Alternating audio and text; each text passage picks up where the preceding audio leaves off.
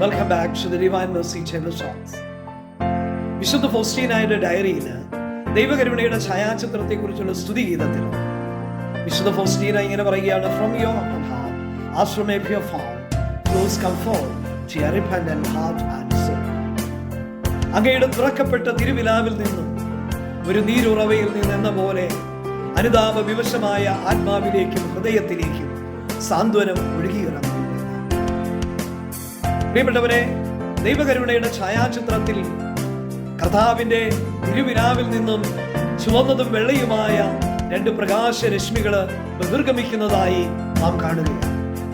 വിശുദ്ധ ഫൗസ്റ്റീന പറയുകയാണ്: സകല പാപികളെയും കഴുകി വിശുദ്ധീകരിക്കുവാൻ കർത്താവിന്റെ കരുണ നിറഞ്ഞ ഹൃദയത്തിൽ നിന്നും പൊട്ടിപ്പുറപ്പെടുന്ന നീരുറവയെയാണ് ഈ പ്രകാശരശ്മികൾ സൂചിപ്പിക്കുന്നത് എന്ന് സഖറിയ പ്രവാചകന്റെ പുസ്തകം 13-ാം അധ്യായം 1-ാമത്തെ വാക്യത്തിൽ ഒരു പ്രവചനമുണ്ട്.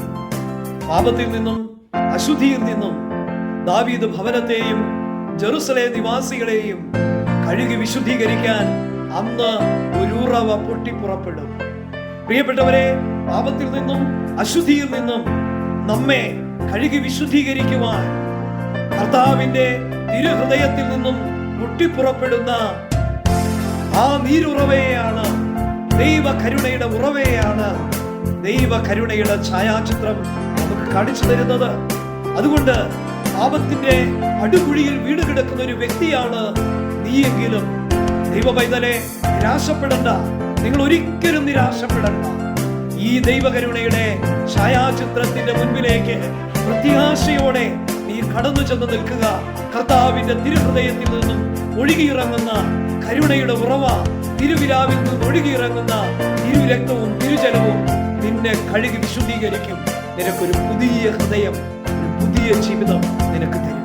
അപ്പൊ ദൈവം സമൃദ്ധമായി അനുഗ്രഹിക്കട്ടെ. God bless you abundantly.